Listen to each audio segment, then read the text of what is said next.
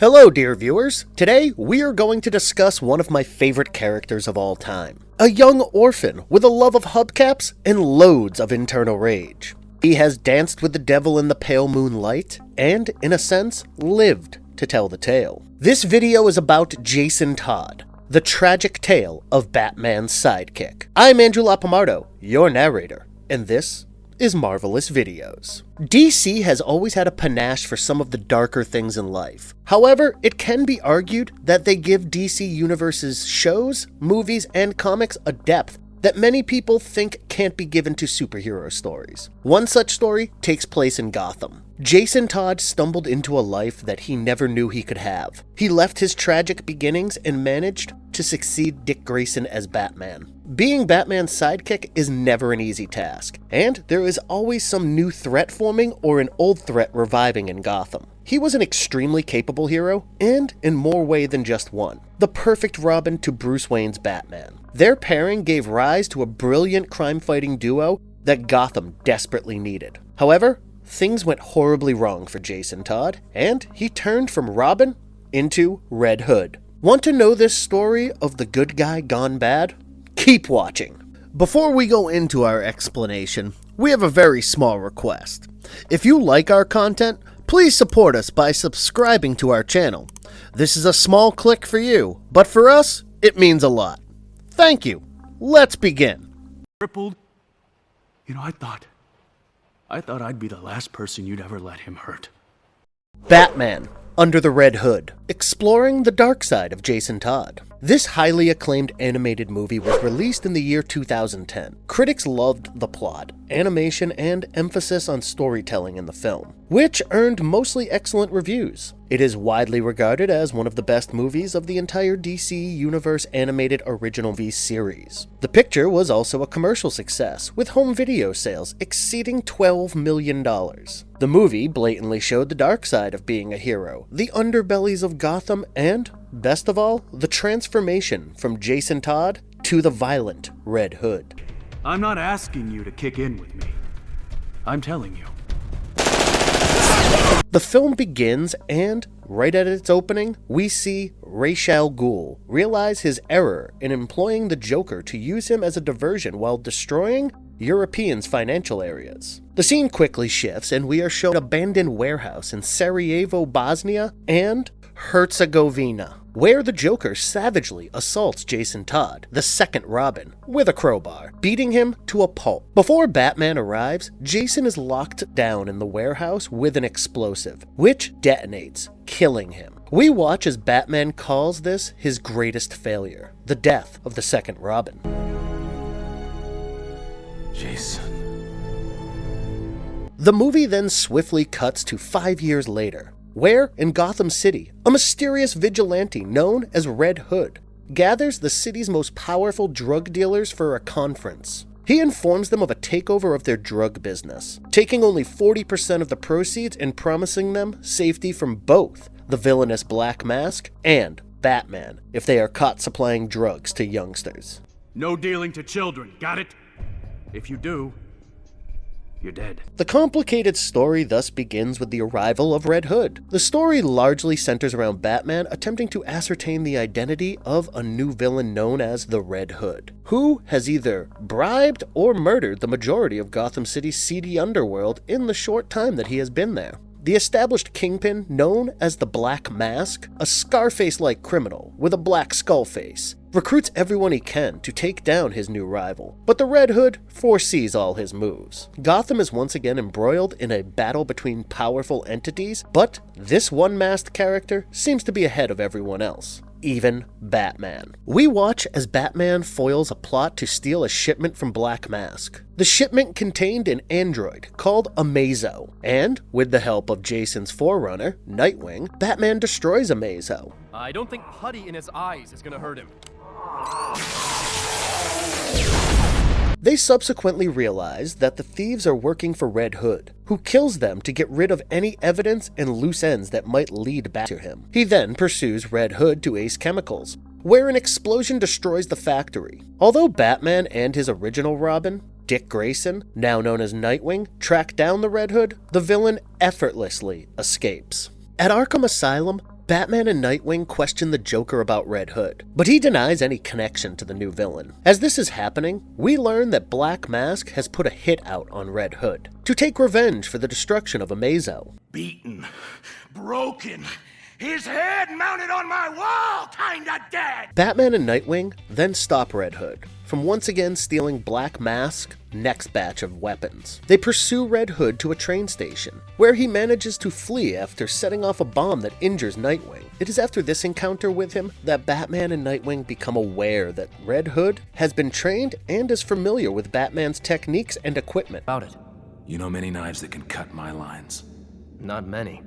No, not many. Red Hood also knows Batman's secret identity, according to audio footage from the chase, which confuses the Dark Knight further. He then finally recalls Jason executing the same moves as Robin, and that, as he grew older, Jason became more violent and murderous, with Batman having to stop him from nearly killing criminals on several occasions. The Fearsome Hand of Four, the group of mercenaries hired by Black Mask to kill Red Hood, then entices him into a fight. It nearly defeats him until Batman assists in the incapacitation of 3 of them, and Red Hood murders the 4th, terrifying Batman. Killing has always made him queasy. Red Hood explains that he was doing what Batman refused to do all his life, executing fearless criminals who will keep returning to a life of crime if not dealt with, once and for all. In an effort to find out the truth, Batman compares a blood sample taken from Red Hood during the battle to Jason's. This is when Batman discovers that Jason's body isn't real, and he goes to meet Ra's al Ghul and demands to know the whole truth. Ra's says that he felt responsible for Jason's death, so he exchanged Jason's body for a counterfeit one, and resurrected him in the Lazarus Pit as a peace offering. Jason was pushed to the brink of insanity after his resurrection and managed to flee. After surviving a Red Hood assassination attempt, Black Mask releases the Joker and orders him to assassinate Red Hood. Joker, on the other hand, kidnaps Black Mask and the drug dealers and plots to light them on fire. Red Hood then comes and confesses that the Joker was his true target all along. It took a lot of work to bring about our reunion. Reunion?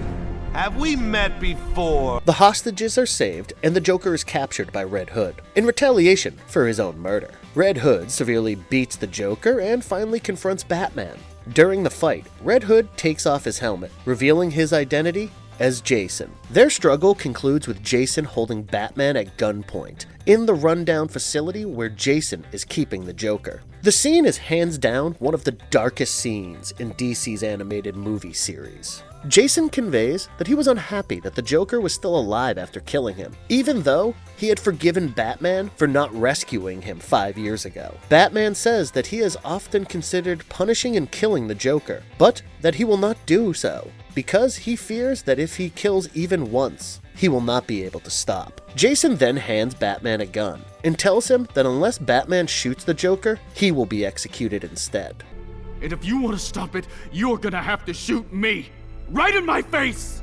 When Batman refuses and drops the gun, Jason fires at him, but his pistol is jammed by Batman's batarang. Jason's right hand gets mangled and the gun is ruined when he pulls the trigger once again, causing it to backfire onto his hand. Jason then detonates a time bomb after being defeated, and Batman subdues the Joker before rushing to save Jason. The bomb goes off and Batman and the Joker are unharmed, but Jason disappears. The Joker is brought back to Arkham, while Black Mask is apprehended for aiding the Joker's escape. After everything that has happened, Alfred offers to dismantle the glass case installation of Jason's Robin outfit from the Batcave, but Bruce refuses, arguing that it makes no difference. Jason's first day as Robin, which he proclaims to be the finest day of his life, is seen in a final flashback. Are you kidding me? This rocks! Come on, old man. We've got bad guys who need chasing. While the twist in the Red Hood's identity is clear, the movie's substance and mood win out. This is a dark cartoon with plenty of blood and violence, as well as a noirish color style of blacks and grays, earning it the PG-13 rating. Except for the intricate action moments where cars and backdrops are produced with computers, the remainder is hand-drawn. The characters are sensitive to mature emotions, yet the magical comic book battles offset this. Rather than relying solely on action, the film strives to give the Batman legend some significant emotional purpose, adding to the character's already deep-seated psychological turmoil. Furthermore, The film's thick-bodied, deep-voiced Joker behaves more like Heath Ledger's murdering sociopath Joker than the raging crazy villain of the animated series. Bang, bang, boom! We all go out together! Don't you just love a happy ending? Under the Red Hood is a critical component of Batman legend that has been very well adapted. It is a story that gets a lot of attention in comic book circles for obvious reasons. But it's also a fantastic Batman story in of itself. It's a tragedy that unfolds in a hideous, twisted manner, brilliantly showing the old adage that Batman never truly wins. He simply loses less than he would have otherwise. I need an extra hand. Or fist. Batman: Death in the Family, the spiritual sequel to Under the Red Hood, and A Game of Choice. Another film that did exceptionally well and was a fresh take was Batman: Death in the Family, which was released in the year 2020. The Blu-ray edition is interactive, allowing you to choose how certain events will unfold. It's a 21st century twist on the classic A Death in the Family comic narrative, in which DC fans were given the option of calling one of two numbers to find out whether Robin survived the Joker's wrath. They famously chose death, forever altering the path of Batman comics and the DC universe, as well as producing a pop culture moment that is still argued upon and discussed today. In the animated rendition, you get to make that decision, as well as a few others, giving you the ability to reverse it and save Robin from the Joker's onslaught. This offers a type of parallel timeline of what may have happened if fans had chosen that option in 1988. Promise me you won't kill Joker for killing me. The film is firmly set in the same universe as the DC animated film Batman: Under the Red Hood, which was released 10 years prior, in 2010. This film informs audiences about what is supposed to happen with Jason Todd. So, that's our starting point. Part of the fun of Death in the Family is seeing how the interaction subverts many of those events, which works even better if you've seen them before. The film essentially puts the audience in the driver's seat, as we get to decide whether Todd lives or dies. Even if Jason had survived the attack, Batman: Death in the Family reminds us that the Joker's horrific attack on him was still a frightening and devastating occurrence. Even if it didn't take Jason's life, it was likely to have a significant impact on him. The film isn't particularly long when watched from beginning to end. The longest variants last about 30 minutes. However, the objective is to experiment with different options and observe what happens. However, the plot is definitely shocking, and it is also a lot of fun to discover those alternative results in Batman: Death in the Family. Jason Todd in Young Justice animated series. The sheer popularity of his character resulted in him appearing in various animated films and shows, and one of them was the fan favorite Young Justice. Jason Todd is a character in the cartoon series Young Justice. Jason became Dick Grayson's successor as Robin on the team for the 5 years following Season 1. While he had a good run as Robin, he perished under mysterious circumstances, leaving Tim Drake as his successor. In various episodes of Young Justice, Invasion, including Satisfaction, Darkest, and Endgame, a holographic projection of Jason can be seen in the Sanctuary for Fallen Heroes. Hello? So glad you could make it. A little something about his comic book origins. Todd's comic book origins are just as interesting. Jason Todd was the second Robin in the comics, originally a circus performer whose parents were slaughtered by Killer Croc. His origin was revised during the Crisis on Infinite Earths to be less like Dick Grayson's. He was reimagined as a street orphan who attempted to steal the Batmobile's tires. Unreal. Jason Todd was born to Willis Todd and Sheila Haywood. Yet, when Willis married Catherine Todd, his mother was forced to abandon custody. Catherine was a heroin addict who died of an overdose, while his father worked for Two-Face and was assassinated by him. Jason, a legal orphan, resided in a rundown building in Crime Alley with his father, where he resorted to crime out of need. Jason became an expert at stealing tires from cars, and during one of his routine thefts, he ran into Batman while attempting to take the Batmobile's wheels. Batman took Jason to Ma Gunn's school in hopes of reforming the young bloke. Jason, on the other hand, quickly discovered Gunn was engaging in unlawful acts with the children at her school, and he managed to flee. When Batman found him, Jason informed him of Gunn's misdeed and even aided Batman in apprehending her group. After which, Batman adopted Jason as the new Robin at the age of 12. Jason was ready to take the stage as the new Boy Wonder. After 6 months of preparation, Robin aided Batman against renowned criminals such as Two-Face, Mime, the Crime Doctor, the KG Beast, Deacon Blackfire, and the Dumpster Slasher in his earlier escapades. Jason got more hostile and driven towards crooks while working on this last case. Jason, unlike Batman's first protege, Dick Grayson, was rash, reckless, and enraged at all that was wrong with the world. Jason's brutal tactics against criminals resulted in the death of one of them. Jason's attitude landed him and Batman in hot water, but he showed no signs of relenting. Instead, Jason got more irresponsible, to the point where he was barred from dressing up as Robin. During those moments, Jason discovered the truth about his biological mother, and after more inquiry, he was able to track down potential suspects in the Middle East. Jason set out on his own at first, but was soon joined by Batman, who was on the hunt for the Joker, who had recently fled Arkham.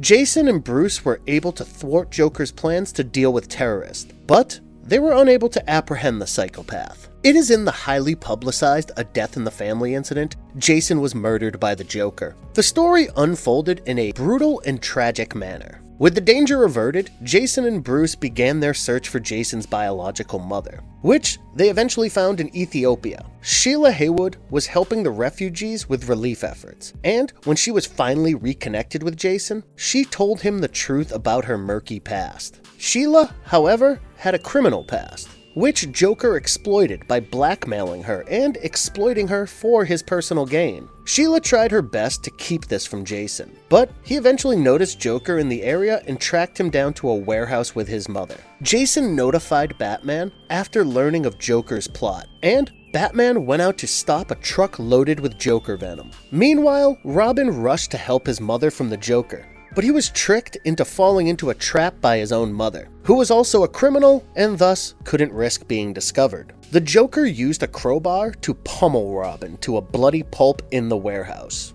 Joker then bound Sheila to a post and detonated a bomb in the warehouse, killing both mother and son. Jason was able to free his mother, but they were still unable to flee before the bomb detonated, killing both of them. Batman arrived at the scene, but realized that he was too late to save them. So all he could do was clean up the crime scene to preserve Jason's identity before arranging for their bodies to be taken to Gotham and appropriately buried. Jason's death plagued Batman for years, as he saw it as his biggest failure, failing to properly train Jason as Robin, and failing to protect him from the Joker. Nonetheless, he learned from his blunders with the third Robin, Tim Drake, and did not repeat them with the fourth Robin. He was then resurrected when Superboy Prime altered the multiverse in Infinite Crisis, and has since assumed the identity of Red Hood. He continues to fight crooks, but in a more ruthless manner, including torture and murder. I'm not slow, punk. Me neither. I've got him.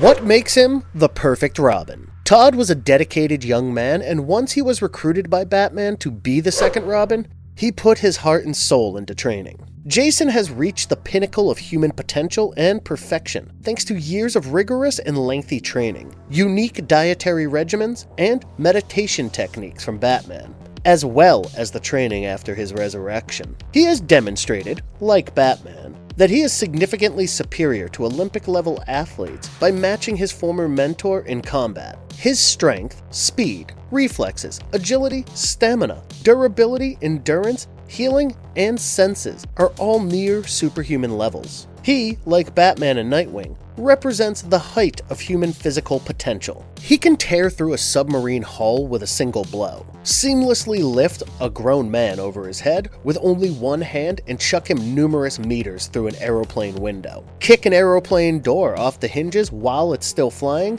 sending Deathstroke flying with a kick, throwing an alien with just one hand, hold the roof of a crumbling building, and bearing the weight of an extremely large cruise missile for an extended period of time. Jason's power and sheer might are comparable to if not identical to, those of Batman. And he is virtually a superhuman. He has the ability to run and move at speeds that are equivalent to the best human athletes, and much quicker than average humans. He outran a moving truck and collided with Green Arrow before he could respond. His highly trained and developed body has been conditioned into not getting fatigued like the rest of us, and is far more resilient to fatigue than typical humans, allowing him to have a far greater endurance and lung capacity. He has such a large lung capacity that he can hold his breath underwater for long periods of time with little to no effort. Jason's agility rivals that of a Chinese acrobat, and surpasses that of any Olympic gold medalist gymnast in history. He has perfect balance, equilibrium, flexibility, bodily coordination, and dexterity in his physique. His training with Batman also resulted in him becoming a master marksman.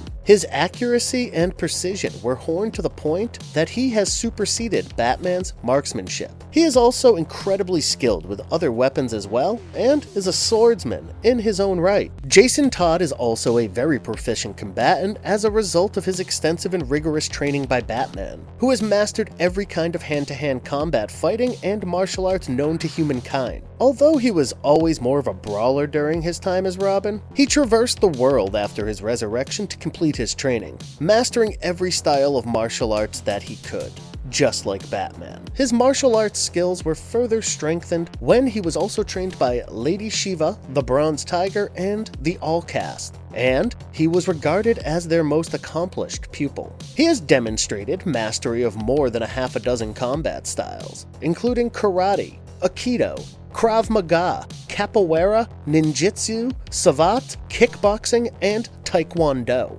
He has successfully integrated the martial disciplines he's learned into a unique, harmonic style that plays to his strengths. Aside from physical skills, he also has a sharply trained mind. Jason received an exponential education and tutoring from both private tutors and Bruce after being adopted. As a result, Bruce has extensive knowledge in a variety of subjects, including science, math, medicine, geography, criminology, world history, and English. As the Red Hood, he has also proven to be a highly effective criminal strategist and well-organized. Jason has demonstrated some competence as a detective, and is also a skilled hacker after being taught by Bruce Wayne.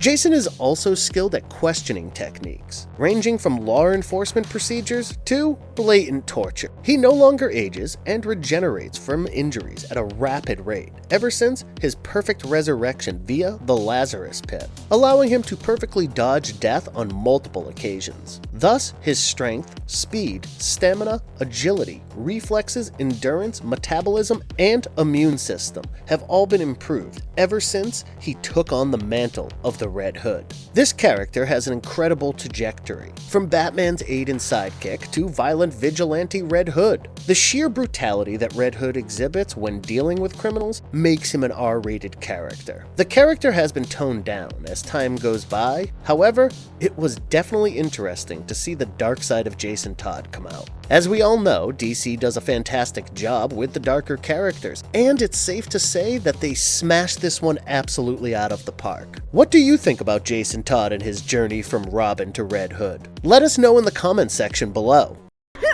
It feels awesome! Check me out! I'm Robin, the boy wonder!